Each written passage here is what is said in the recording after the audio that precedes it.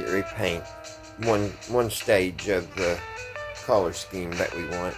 I've already cleaned the yellow with rubbing alcohol. I lightly sanded it. Got it a little rough so the paint has something to stick to. I wiped her down with alcohol, rubbing alcohol, and now we're going to shoot it with the coat and set it out in the sun to dry. I've shook my paint about a good 2 minutes, so she should be good and shook up. I'm all shook up. Yeah. Alrighty. Let's see what we got here. What kind of spray? Yeah, that's the one we want.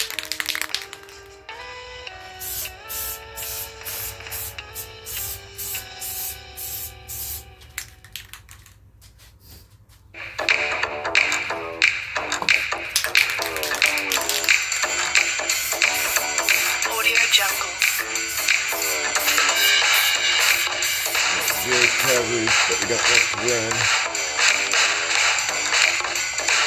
Audio Jungle. Get that in.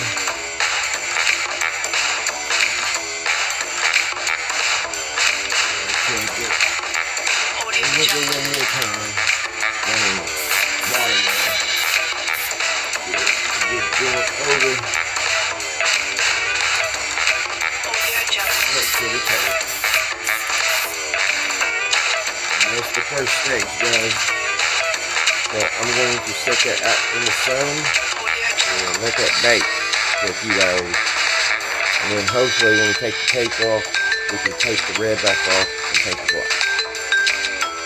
Audio Jungle.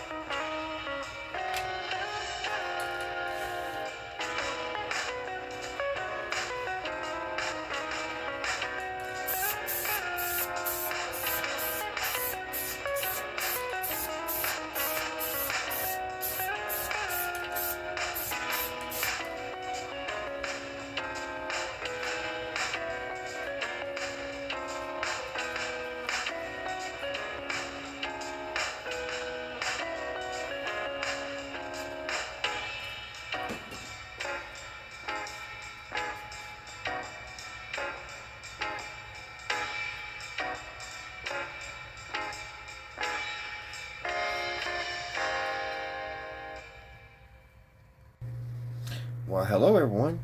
Welcome to Redneck Ways. How's everybody doing today? Hope everybody said fine and dandy. The beginning of the video there, guys, kind of shows what I've done today on this model. We're working on the 1941 Plymouth coupe. Kind of shows some of the steps I took to get the body painted, get it ready, taped up and ready to do the two-tone. One of my viewers mentioned to do the blue and red, or the black and red, and I really like that idea, so that's what I've done. So we're getting ready to see how it all turned out. We still got to take the tape off of the red to see how it worked out. So it is right now, guys, it is 12:15 on a Sunday evening, now Monday morning, and we're going to work on the model a little bit again.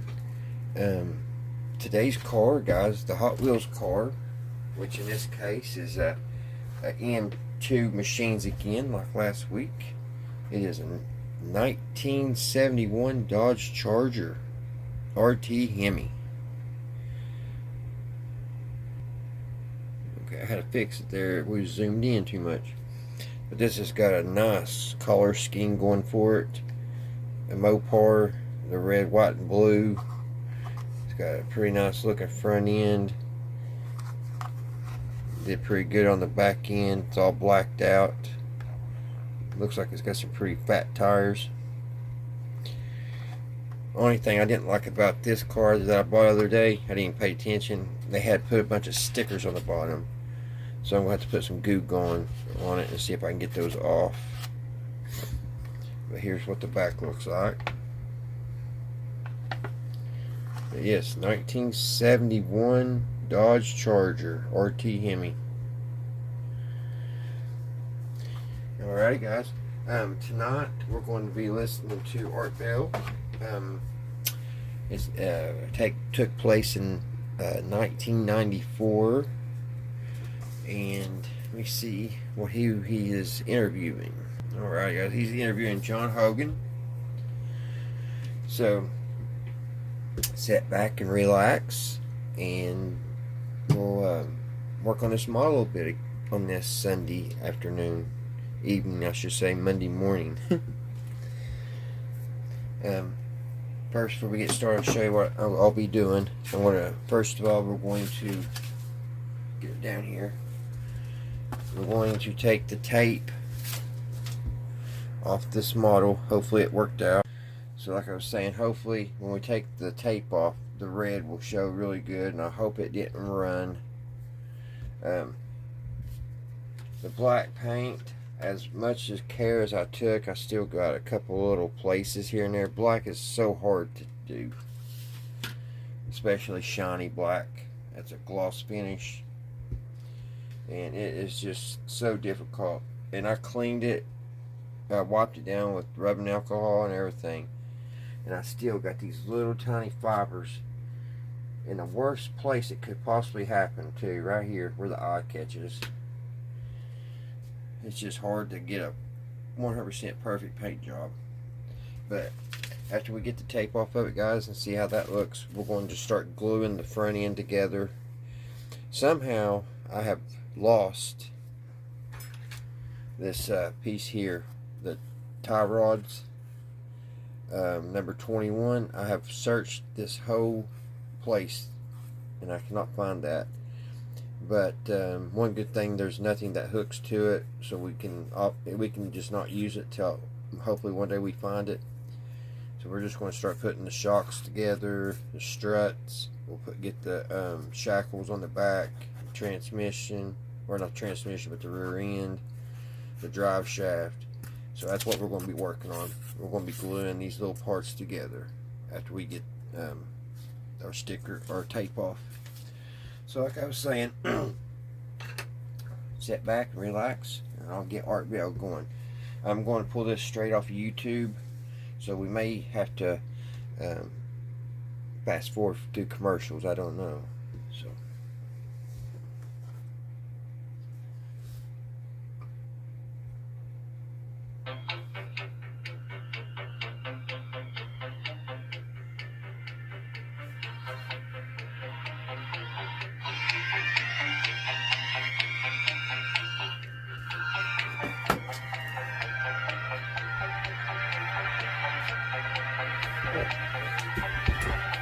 welcome to Art Bell, Somewhere in Time. Tonight featuring Coast to Coast AM from November 15th, 1994. From the high desert and the great American Southwest, I bid you all good evening or good morning, depending on, of course, on your time zone. Welcome to another edition of Coast to Coast AM live talk radio throughout the nighttime on the CBC Radio Network. I'm Art Bell, and I told you I was working on something, and I've got a surprise coming up for you in just a moment. Affiliate number 130 is going to be WCSS AM in Amsterdam, New York. Yet another New York affiliate, so those of you with relatives in New York might want to let them know in the Amsterdam area that we're on the way. I did tell you there was going to be a surprise this morning, didn't I?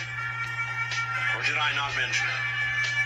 There is something about prophecy, predictions, and the next millennium that has every one of us on the edge of our seats, whether it's Nostradamus predicting the rise and fall of Hitler, Old Testament prophets foretelling the coming of Christ, a psychic reading your tarot cards, or the weather woman predicting the rain. There is something in all of us that's helplessly enthralled and terrified about the future, and yet left begging inevitably for more.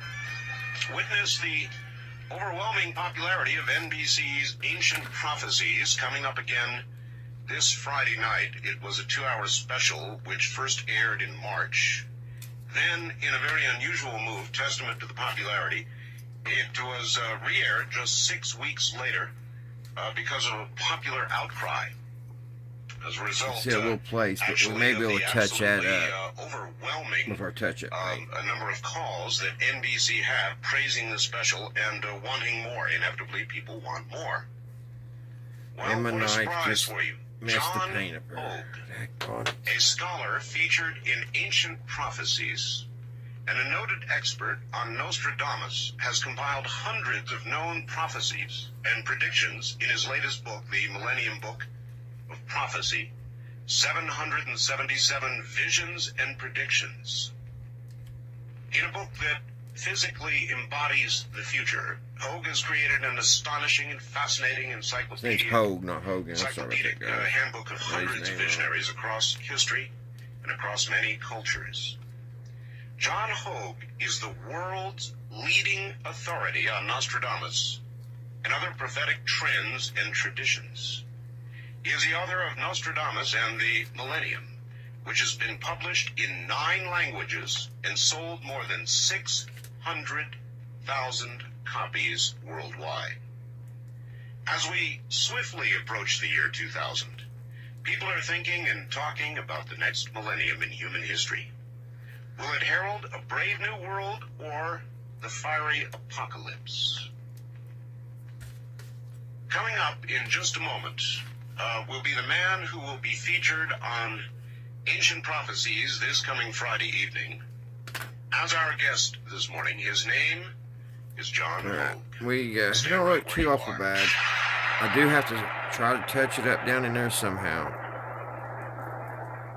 You're listening to Art Bell, Somewhere in Which Time. I can do it. Tonight featuring I'll just Coast spray to a little Coast bit of that AM paint from November 15th, and take the brush and 1994. just touch it up, and it should take care of it. It's hard to do a two-tone.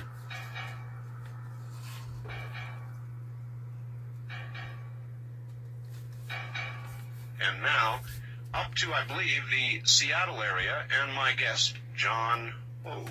Hi, John. Hi, Art. Welcome to the program. It's great to be here. You're quite a catch, and I want to thank Virginia at Ancient Prophecies for helping me get you. Yes, I want to thank her too. This will be fun. John, I guess you're an old hand at radio. You know about radio. The first question I guess I want to ask you is, can we really know the future? Well, it is difficult to know something that has not happened yet. That's right. But what we could probably get a sense of is what directions we are going, the directions that are being born in this present moment. And that, I think, is, in my work of 20 years of scholarship on prophecy, I'd like to kind of get the focus back to the present. So much prophecy scholarship makes one obsess on the future rather than reflect on what we're doing in the present to make that future. Yes. I am a firm believer, after 20 years of studying the world's different prophetic traditions, above their particular, or hopefully beyond their particular religious biases and expectations. What I gather is that there is indeed quantum futures. Many different ways we can go down certain roads by collective decisions. Well, for instance, like we go down a different road now since Tuesday of last week. I'll say. And that is going to open up a whole bunch of quantum futures that would not have happened if the Democrats had done better. So then, how, John, should we think of prophecy? Is it, when it's catastrophic, simply should be regarded as, say, a warning? I think in the most positive way to use the most pessimistic prophecies is as a warning. Certainly you have the 16th century prophet Nostradamus calling his own prophecies my threats. And My threat. yes, Is that really what he called it? yes, in French, in old French, it's literally my threats. I see. And the message behind the mystical crypticness of that is that you don't. The point of making a threat is not to have it come true. Is to actually wake up and say, "Oh, well, I don't want that to happen. I'm going to make you wrong, Mr. Nostradamus." Well, John, Tuesday accepted. If you look at the social trends in America, with Alright, regard to guys, crime it looks and pretty good. Let me get this tape. people driving babies into lakes and all the rest of that sort of thing, there are times when I'm not very encouraged about the future. Tuesday was encouraging to me, but it came from sort of combination of This frustration black and anger. paint ain't cured yet. And if you look at the social line as it progresses, I think it's more in the down direction than the up direction. I guess I'm a pessimist in this area. How do you feel about it? Well, there is a collective vision from many different times and many different religious and prophetic. We're just gonna have to. I got some which touching up indicate to do that right we here, are in for about 30 years of chaos. right But here, out of those 30 years of chaos, and here. There's just gonna be a little touch quote up. from Nietzsche, stars will be born. And But I think one of it'll those turn out stars alright. will be, This side did a lot better. entirely new way of looking I've got a at, little bit here to politics, touch up, new way of looking here. at religion. They move from a nation and state here. point of view to a global state point of view. Mm-hmm. These are unstoppable. The reaction, in short, what I'm saying in one word is change is coming. And we all have, on collective and individual levels, ways to react and respond to that change. Some people want to move back to the past. Yes, they do. And if one, we can elaborate probably more detail a little later about it, but in predictive astrology, and this is not the astrology of the newspapers, which is like reading 3 words on the cover of a book and saying you know what astrology is. Yes. Astrology has a lot more to do with than that, and one of the fields that I'm involved in is predictive astrology for political movements and what is called mundane or political astrology. And definitely in the next 2-year period, you'll see a very strong desire to move back to the fundamentals of what we know. But after 1996, you see that the energy of the collective, if you Sorry will, about that, guys. moving Let me hit towards the the camera. unknown and saying yes to change. So it's going to be difficult because we're really doing things we've never done before in our history. When I started the study of prophecy, I had a passion since I was a little child to study history and read about 7,000 books of history, the history of the past, in the fascination of the patterns that continually are repeated in the past. Later, around time at the end of high school, I started studying the works of future history, that is, scriptures and of different religions and prophecies, and saw, to my understanding, the same patterns repeating in the future history. Well, one way, I guess, of deciding with regard to the accuracy of future prophecy would be to look at past prophecy. Exactly. And has it been very accurate? Well, you know, there are tens of thousands of people in our history who have claimed to be soothsayers. It's very difficult to find it. More than 100 that have a documented track record of prophetic success in the last, thousands of years of known history. And in my book, I have collected roughly 100 prophetic sources that have some very clear documentation of their past successes. They had to be either successful if they had only one prediction, for the prediction to be at least 75% accurate, or if they had other predictions, a series of predictions, to also have a 75% accuracy rate. Some had it even higher than that, but nothing lower than that. Who was best? Well, that's a difficult question, because what makes a man like Nostradamus obscure in his prophecies, in his culture, is the intolerance of the time towards making predictions. if Nostradamus had lived as a Hopi elder, where he didn't have to worry about that and could just speak openly in simple language, he might have an easy acceptance of an Edgar Casey or a Hopi elder has today, because in those traditions of prophecy, they didn't have to hide it. So it's a difficult question to answer. I would say that, of course, Nostradamus would have to be one of them, simply because the 200 of his over 1,000 prophecies that are clear enough to indicate success are so stunning in their accuracy that they have to be included. And Edgar Casey for this century is probably one of the most accurate. And surprisingly enough, some of the latter half of the 20th century's more controversial mystics have actually some very accurate predictions concerning our near future. All right, let me tell you, John, I've been doing this show now for about 9 years. Not in syndication that long, but altogether for about 9 years in a row now. And in the last, I'm going to say, 8 months, I've been getting a raft of calls, John. People saying, boy, do I have a feeling of impending doom, or impending occurrence, or impending something. People just calling saying something really big is going to happen. And I wonder if you've noticed that. I wonder if it's just millennium fever, as we approach the beginning of something new or the end of this, whatever. Have you noticed that also, a kind of a widespread feeling of something? I've been watching it build for about 10 years. Mm-hmm. And I've also tried to find correlations in prophetic traditions about it, and there are many, especially in the native peoples of the world. Many of the American Indian seers that I've studied and met tell me that the Earth's energy goes through a cycle of where it increases. In one case, one man from the Yellowknife tribes of northern Canada told me that he believed that a 35% increase in the energy of the world will begin in the 90s and peak in the year 2012. 2012 is also the end of the Mayan calendar, the most accurate calendar of the ancients. A calendar that does not have a loss of a day or a leap day or something for 320,000 years. It's so accurate.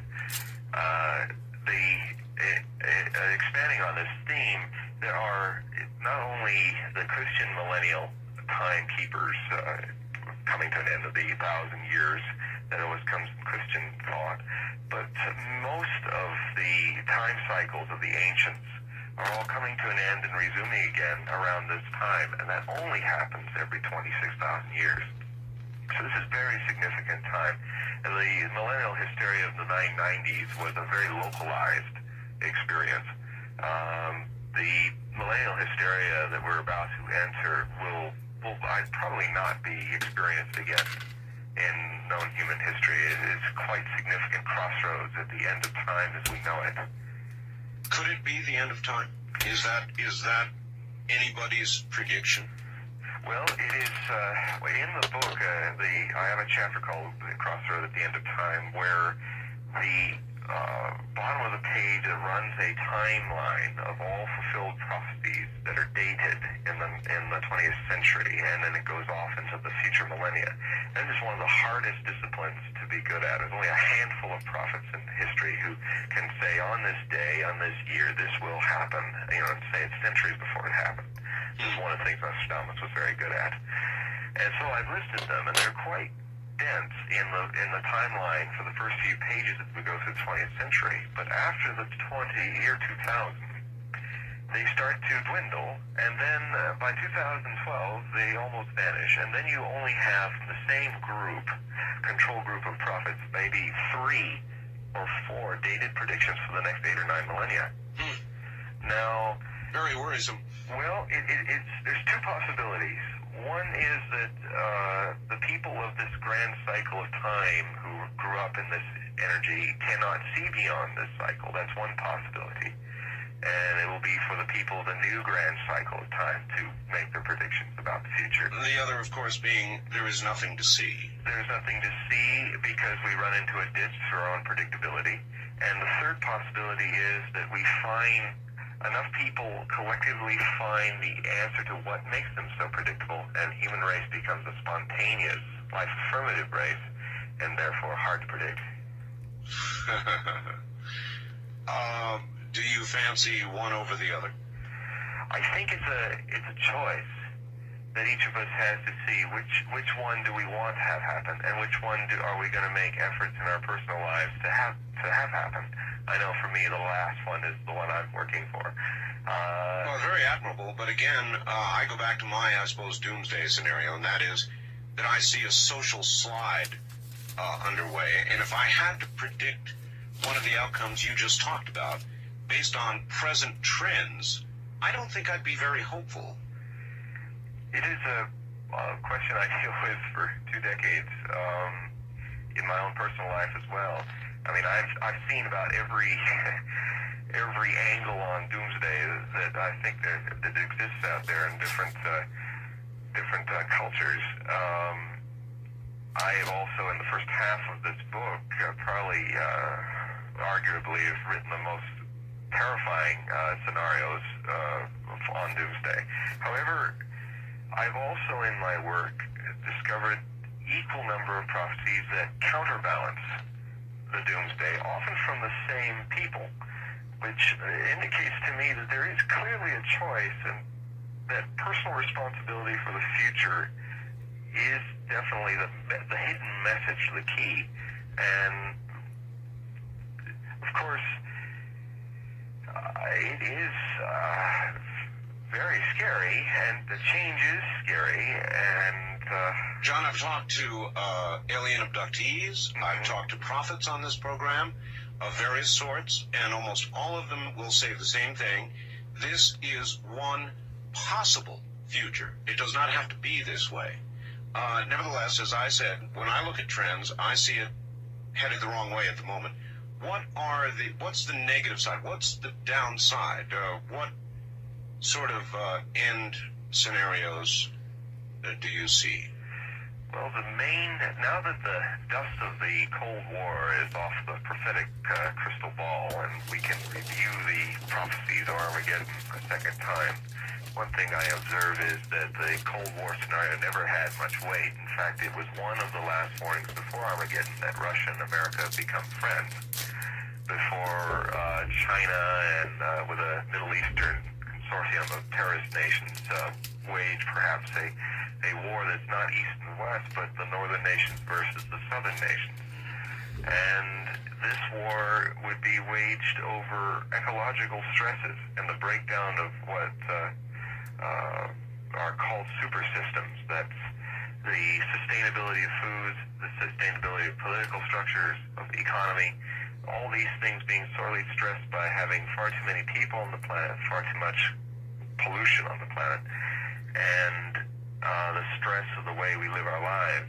And these are actually the major factors beyond religious and political stresses that will cause World War III. And the two windows for it are between now and 1999, and if it does not happen then even if we have all these wonderful treaties with everybody, and it seems like we've really passed into the new millennium of peace, if we don't deal right now in the next 10 years with our ecological situation and our sustainability of these super systems, they will break down on us by the 2020s, and you will have the Third World War then. So, who do you think would be involved? Well, the scenario will probably hinge on how China is introduced into the greater world and how China deals with that. It's kind of a balance between how China. Napoleon was, although he's not a prophet in this book, he made some remarkable predictions, and he's the one that made the prediction about the sleeping giant of China. Watch out, when I'm paraphrasing, when that giant awakens, the world will shake, And China will awaken. It is their destiny to become a superpower in the next 10 years and fill the void left by Russia. And so then it may well depend, as China awakens, on China's mood when China wakes up. John, can you hold through the break here? Stand by. We'll be right back to you. John, hold. the world's leading expert on Nostradamus. The man who's going to be on Ancient Prophecies this coming Friday will be back in just a moment. This is Premier Networks. That was Art Bell hosting Coast to Coast AM on this Somewhere in Time.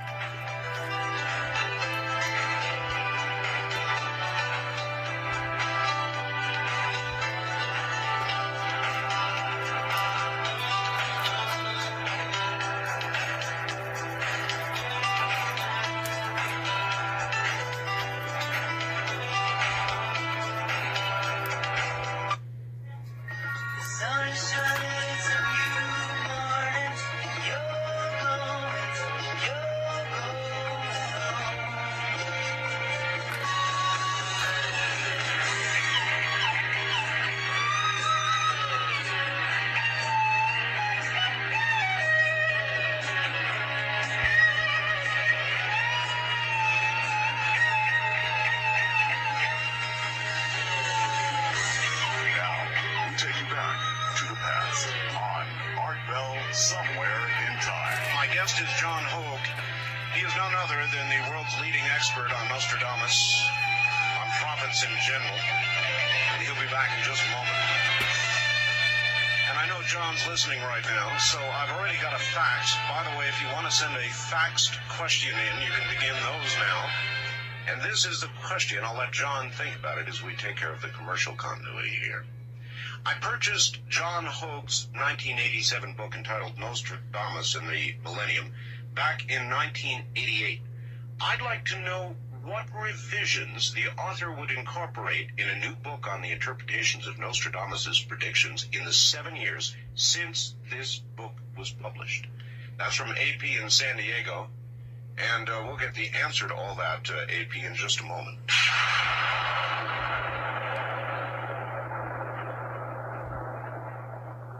You're listening to Art I don't know Bell, why they get Somewhere fixes in where Time. this Tonight got a featuring slot. Coast to They just Coast want you to AM bump from both November ends up 15th, together. 1994.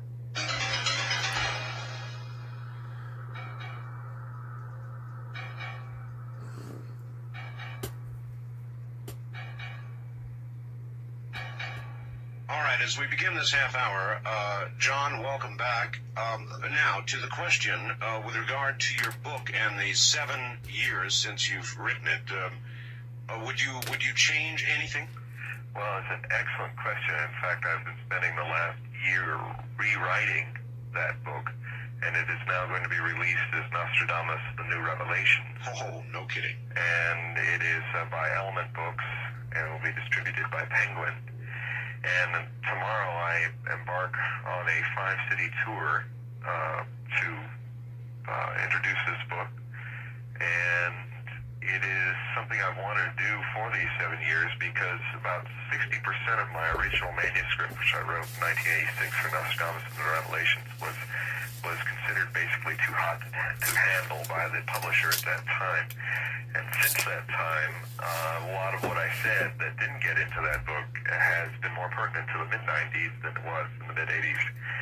And so I have reissued all of that. Give us a little preview. That sounds too good to let go. Too hot to handle. What was too hot to handle, and what's in there that we should know about? Nuclear terrorism as a major threat to a civilian reactor in southwestern Europe around April of 1996 and July of 1999. Oh, that is hot. And the fact that some of my astrological interpretations of Nostradamus concerning earthquakes did take place, as the Kilauea quake. I said in the first book that around October of 93 was a window for a massive earthquake in India, and I was off by one day, which was the night of September 30th, 1993. Unfortunately, I was also accurate about October of 89 being a major earthquake. That was the San Francisco quake. John, I hit one that I've got to tell you about, and my audience will back me up on this. Do you recall the Japanese earthquake, 8.0 or 8.1 or 2, I forget what it was, gigantic earthquake out in the ocean? Yeah, mean the one last year off of Hokkaido? Yeah, it was just a couple of months ago, or a month ago. Yes, that was the one off the... Man, this is Kuril almost Islands. impossible to get. You're not going to believe this, John, but I can't believe they called didn't fix that where it about fit back 8 in there. hours before it occurred, and I did so here on the air. I said, there is going to be a very large earthquake somewhere in the next few hours, or at most couple of days, and I got off the air, at 4 a.m. Pacific time, and took a little nap. When I woke up, my fax machine was full of faxes saying, my God, we don't believe it. And I really did call that one. And the way I did it, John, was not because it came to me suddenly, but I've learned that when we have sun eruptions, when we have flares, solar flares, we typically have earthquakes. And we were having a massive solar flare that night. And so I stuck my neck out on the air and I said, we're going to have a big, big earthquake in the next few hours. And sure enough, John, there it was. Well, there's been a lot of ancient study, even in China, about earthquake science concerning not only looking at objective symptoms of things in the cosmos and our local atmosphere, the solar system that might influence that, but also in the way animals behave, the way that there seems to be an electromagnetic wave of energy that some sensitive people feel before an earthquake. I know Yes. I've had a few experiences of that, and growing up in Southern California, I've weathered a few whoppers like the Silmar quake, and I know in my own situation, I was once, when I was finishing this book, sitting here in Seattle, I was a sultry summer day, and suddenly I noticed that all the animals and the birds stopped making noises. That's and right. I kind of got up and went, that's kind of, that we might have an earthquake soon. And then we did, within 3 hours, have a 4.3, which actually was big enough to shake things. A lot of the prophets that I've had on this program, John, have talked about incredible earth changes. I've heard things from a massive a meteor or asteroid of some sort hitting in southern Nevada, of all places. Thank you very much. To California falling, cracking off and falling off into the ocean with nothing left but islands on up through Washington. I've seen maps that show that. What do your prophets say about that possibility? Earth changes. Well, in my opinion, after studying this, one of the areas that suffers from the most exaggeration in interpretation is probably Earth changes. And I do feel that we're definitely going to get some massive earthquakes and seismic activity in the next 10 years, particularly around the spring of 2000. But I think a lot of those maps, like the Scallion map and others, are actually quite over-exaggerated, and I doubt very much that we will see that kind of a shift. I figured it out. I'll give you an example. I wanted to get it up higher, One prediction so I don't know if you're supposed to cut that bottom off. That way you can stick this underneath here. I say that's what you're supposed to do, to make the custom. Make it set up higher in the rear end. I'm just going to go ahead and just put it here at the normal height. 1992-93.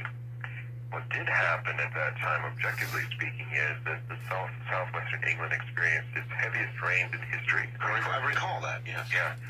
So now you have visions of a man like Nostradamus maybe getting it right, that saw big floods, but getting it over-exaggerated and saying, oh, it's sinking of southwest England.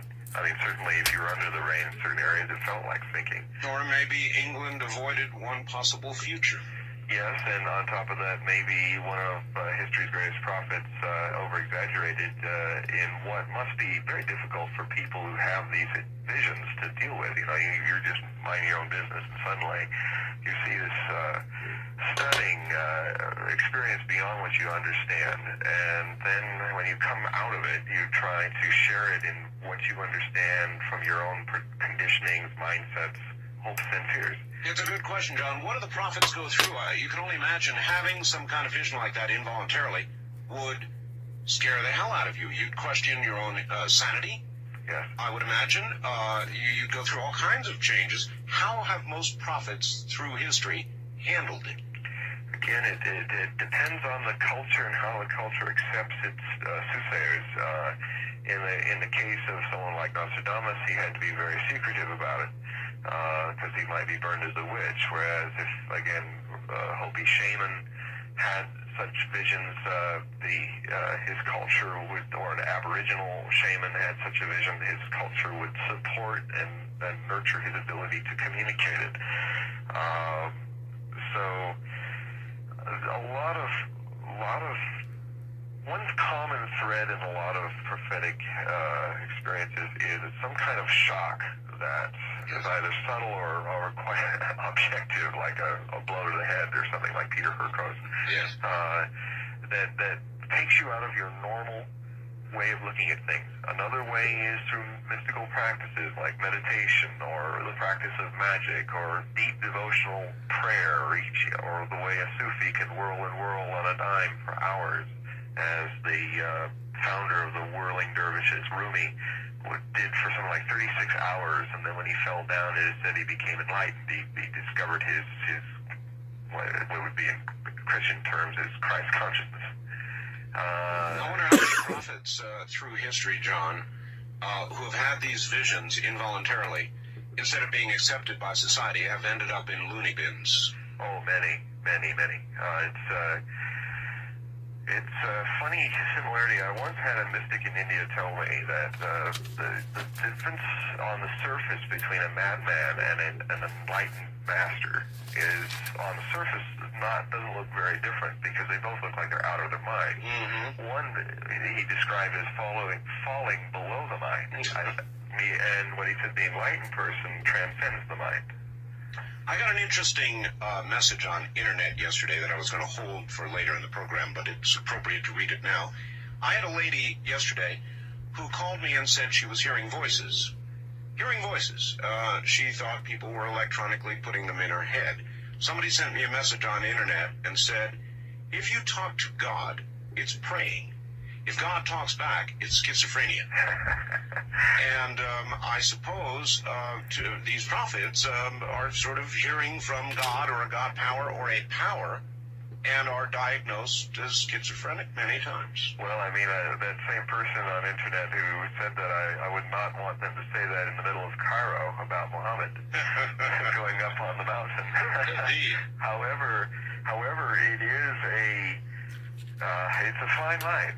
It's a very fine line between madness and messianism.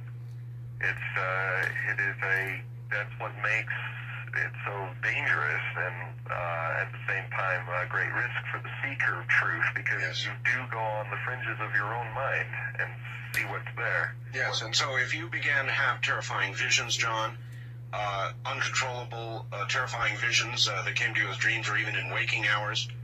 Have I had this? Yeah, if you had them, would you go to the world and offer them up, or would you keep your mouth shut? Well, it's from my own personal experience, because it has happened sometimes that I think to adequately study this rather fringy subjective subject as prophecy, you have to have one foot firmly grounded in scholarship, and you have the other one extended out into the more subjective sides of one's consciousness, and experiment with these things. I can say for myself that it is definitely it takes a grounding in a certain discipline of self-awareness to not get identified with what is seen, to the extent that one takes it so seriously that one becomes almost pathologically responding to what one sees. Given it must have taken a tremendous centeredness of a man like Nostradamus to foresee his own death, to foresee the deaths of loved ones, the passage of time. Can you, while we're at it, can you give us a sort of a brief primer on Nostradamus in general? A lot of people are not familiar with him, know the name, but don't know much about him, really. His name became a world-known name during World War II because of both sides, the Nazis and the Allies, used his prophecies and propaganda to prove that their side would win. The man was born in 1503 and died in 1566, and if he hadn't predicted a single prophecy, would, and still often does go down in history books as one of the great healers of the 16th century, a man who almost single-handedly cured 3 cities of plague and whooping cough. Of course, what most short histories will say of Nostradamus is that he also wrote this series of 10 volumes of 4-line poems called quatrains in a book called The Centuries, which was a history of the future till the end of time. And they will say many people have attributed different interpretations to the centuries, the last 4.5 centuries, to this obscure work. And of course, this is in the new book. I expand on just looking at interpreting the prophecies and take a step back. And actually, my study of Nostradamus is a 15-year study in 3 steps. The first book, that was in 1987, was beginning from the usual homily point of view of narrative. The second book, this one that's released now, is a little more critical and a little more stepping back from mere interpreting and saying, well, what really is this phenomenon called Nostradamus? How many people have triggered a controversy that remains quite hot 4.5 centuries later? There's many greater men have come and gone whose controversies have died. Does this reflect a more objective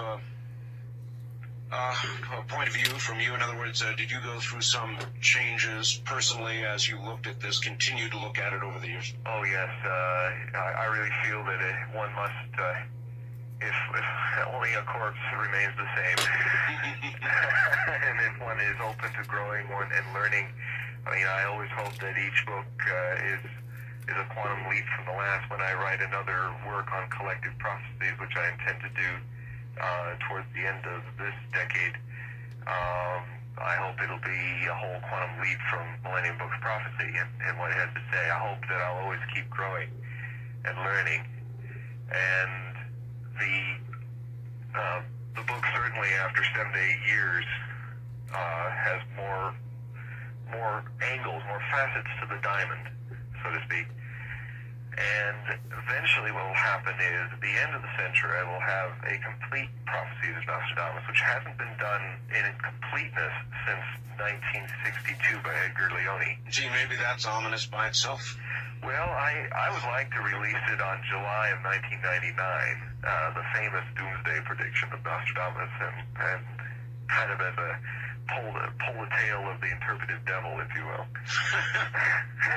If I'm going to do all this work for the next 5 years. Well, I hope we're about to read it.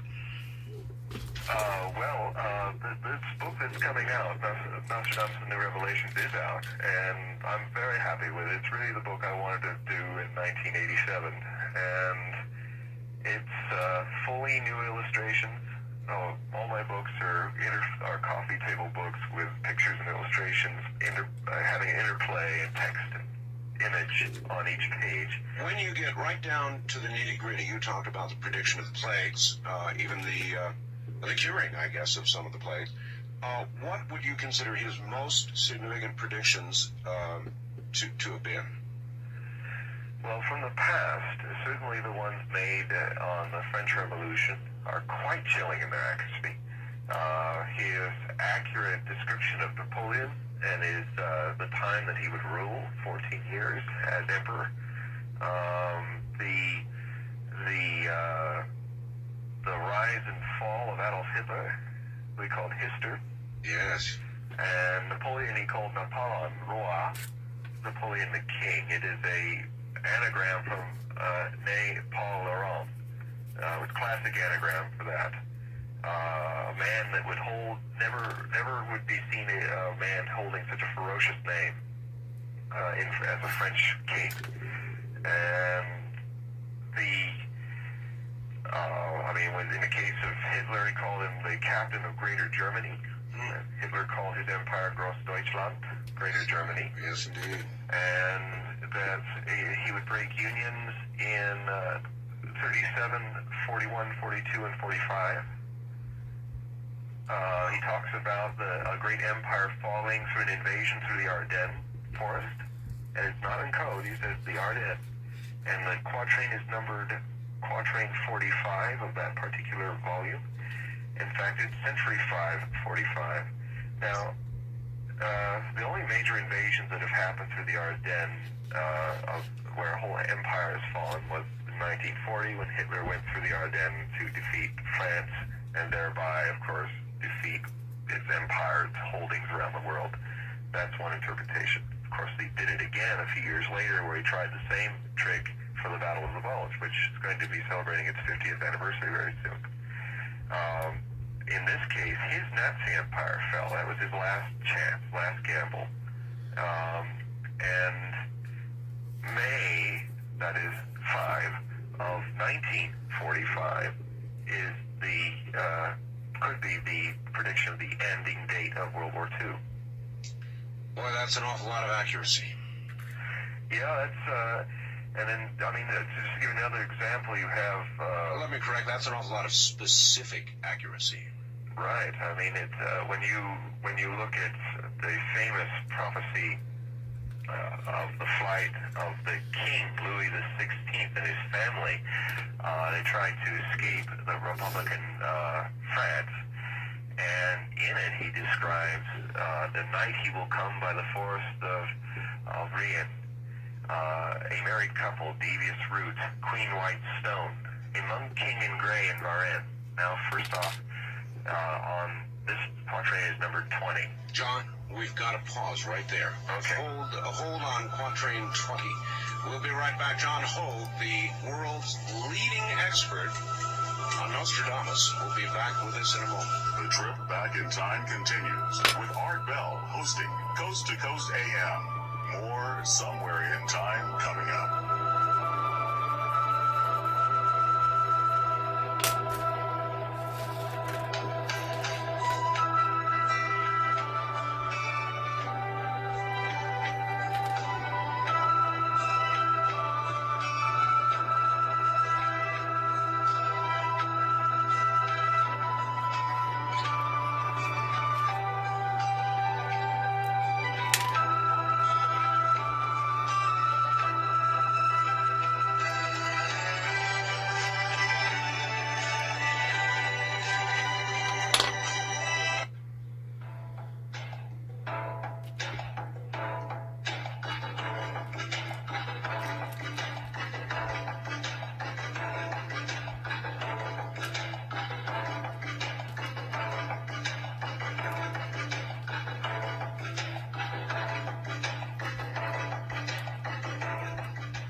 Networks presents Art Bell, Somewhere in Time. Tonight featuring Coast to Coast AM from the 15th of November, 1994. Welcome back or into the program. If you are one of those just joining us at this hour, we are honored to have with us, surprise, surprise, everybody, John Hogue, who is none other than the world's leading authority on Nostradamus. He is also the man who will, if not be the anchor for, certainly the main authority for, the Ancient Prophecies television show coming up at, we believe, 8 o'clock in all time zones this Friday evening. John Hogan, we're talking about, no surprise there, prophecy, predictions, soothsayers, our past and our future. And we'll get back to him in just a moment.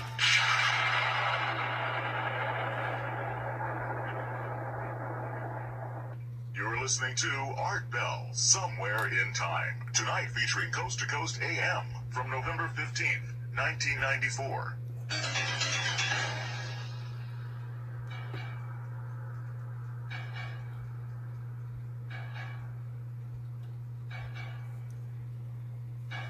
For many, many years now, John Hogue has been studying prophets and prophecy and soothsayers, and here he is back once again, and we were discussing quatrain 20, I believe. This is quatrain 20 of century 9, and I will read it again quickly and take it line by line. It's basically about the flight of King Louis XVI and his family, Queen Marie Antoinette, from Paris in an attempt to escape revolutionary France in 1791. And it took place on the night of June 20th, 1791. The quatrain is number 20. And it says, by night he will come by the forest of Rien. Rien is, they posed as a married couple and not as royalty. They took a large coach and they did pass that forest on their way on a northern route out of Paris. They disguised themselves as a married couple, and they took a lot of changes in their route because they couldn't find enough horses, the right horses, so they had to change for fresh horses. So the next line says, a married couple, devious route. They changed their route from the original plan. Then he says in the next line, Queen White Stone. Now, that is an apt description in 3 words from Marie Antoinette. Her hair had turned white from the stresses of the revolution. She, the diamond necklace scandal attributed to her was one of the major steps towards a revolution, the White Stone. And she was dressed in white, needless to say, as this wife disguise. The other description was given to the king as looking like a Carmelite monk in gray. They wear a gray smock and a gray hat. And in the next line, he says, a monk king in gray in Varennes. This was reported by witnesses in the town of Varennes, the town where the coach was stopped by the mayor, who was a revolutionary, and the guards then drove the coach back to Paris. The final line talks about the result of this. Elected cap causes tempest, fire, and bloody slicing. Now, when you read that just offhand, it looks like a little gobbledygook. And that's why it's important in the study of Nostradamus to really know your history and know it intimately, all the little details. Oh, yes.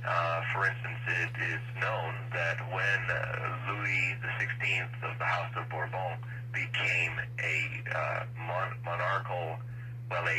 constitutional monarch in the beginning of the revolution, they had him drop his royal name and take the oldest name of his family, which was Capet.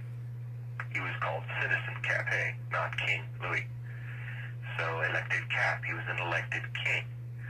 That's the first time France ever had that, elected by the masses. And the causes tempest, the next 2 words, is a metaphor often used for the French Revolution as the whirlwind or the tempest in Old French.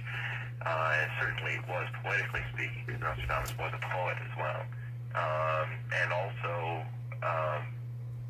the whirlwind is a dating that comes up in a lot of these revolutionary French prophecies because of exactly a year to the day before the storming of the Bastille, there was a huge cyclonic storm that hit northwest France, and there were a lot of cyclones and tornadoes that actually went past Paris and up all the way to Tours, and it was called the whirlwind. You can see it in old French newspapers, which I have at the time.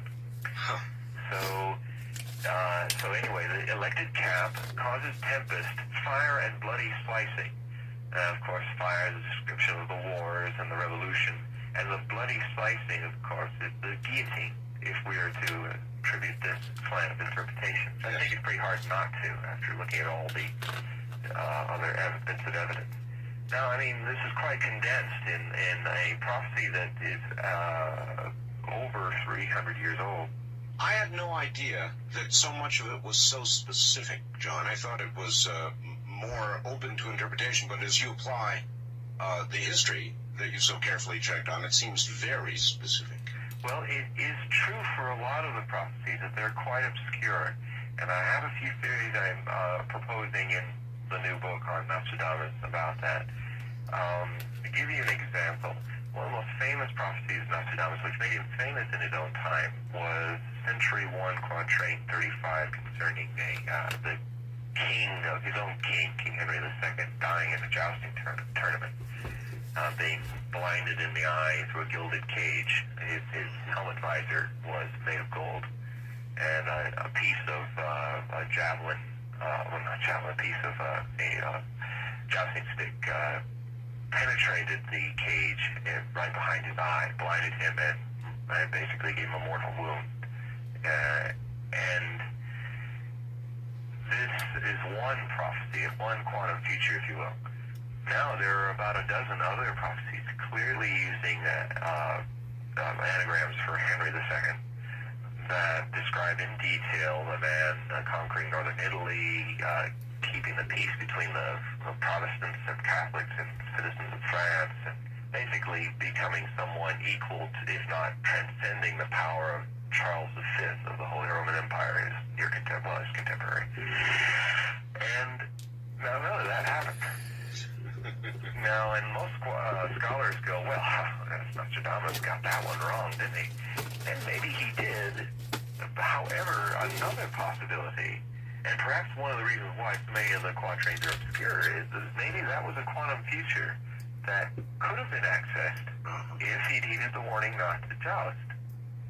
So what we may be doing now, and I pose in this essay in the book, that many of the famous 200 or so quatrains that most scholars like myself like to cite about the accuracy of Nostradamus' name, if the king had not followed that quantum future, followed the other one.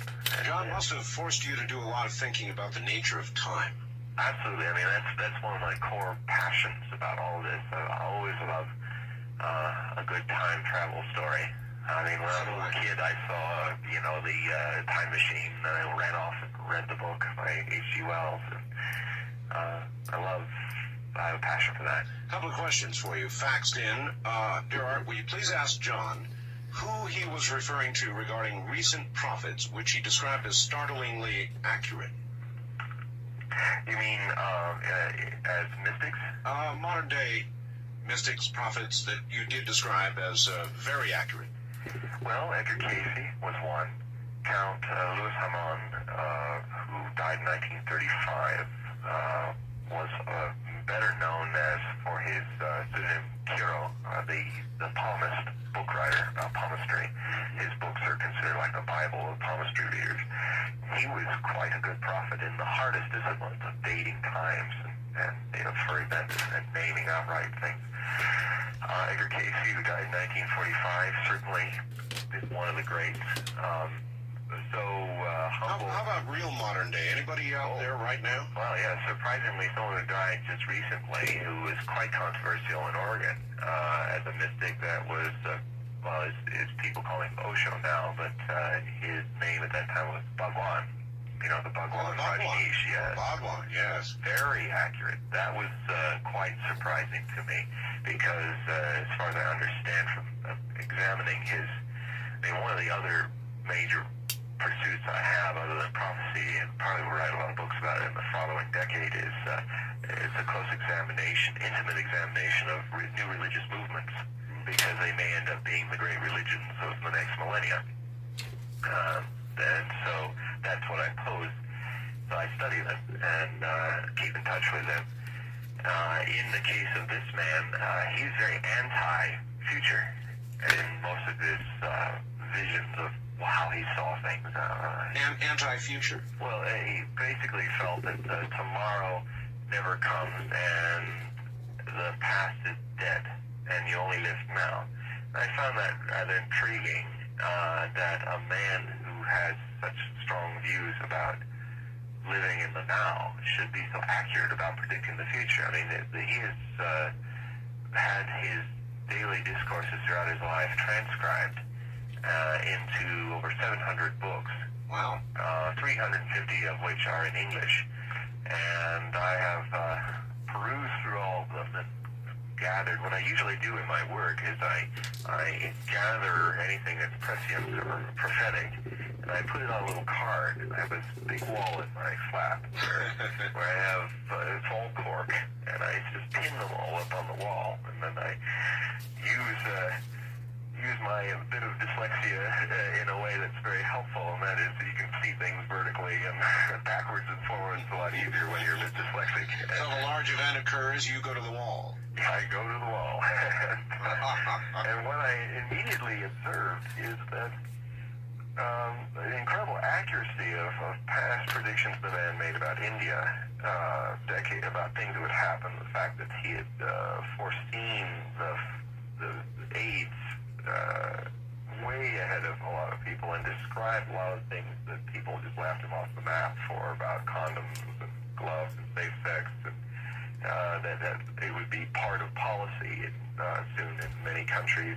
Is there are there any contemporary predictions, or any at all, regarding what would seem to be AIDS and where it's going to go, John? Unfortunately, many. And to expand the theme, not just AIDS, but in my first book on Nostradamus, I was pretty focused on AIDS. But one of the things to answer further that question, first facts, that it is expanded to include all diseases, if you will, that affect the immune system of not only man, but his animals and his food chains. And there, in the Millennium Book of Prophecy, I look at many prophecies in what I call the chapter, the Lemming Syndrome, looking at plagues. And there are a lot of prophecies about ozone holes. Are there really? Yes, and often it comes up as swords cutting the sky, and it's the way some Renaissance German prophets talk about it, and let in lethal rays by cutting up the sky. If you were a man from the 17th century or 16th century, you might view a rocket as a sword. Indeed. Indeed, Indeed, and we just set up a sword here in the last a few days to take a very good and careful look. I believe they dispatched a little baby sword while they were up there to take a good look at the ozone hole. Yes. And that's been retrieved now back on Earth, and I guess we're reviewing the information right now, but the indications are that the ozone hole has expanded. Well, and then you get Nostradamus talking about a great plague from the skies covering the entire northern hemisphere. And then he dates it beginning around 1993. And you get like the Swiss mystic of the early 20th century saying, I'm sure she didn't know about Goddard's toy rockets at that time. She was around making this prediction at that time. She said, in the near future, people will make pencil planes that will punch holes in the atmosphere and let in lethal rays that will kill tens of millions. Sure sounds like rockets to me. Yes, and of course, ultimately, what I hope people will do when they read this book and see the correlation of all these different times, people saying the same thing generally, is not to feel chest-fallen and think, oh, there's nothing we can do, but to actually become more activistic, and put more pressure on their government to be more responsible about CFCs and other things that eat the ozone layer, and maybe encourage more for NASA to look at projects that actually can replenish the ozone. I saw something recently in Discover magazine. All right, guys. It could be done. Well, certainly we can fix it. That's the thing. All right. I'm gonna have to let that dry.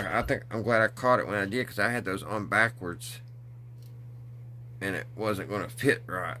So we got that fixed. We got our front end. I need to put the shocks there.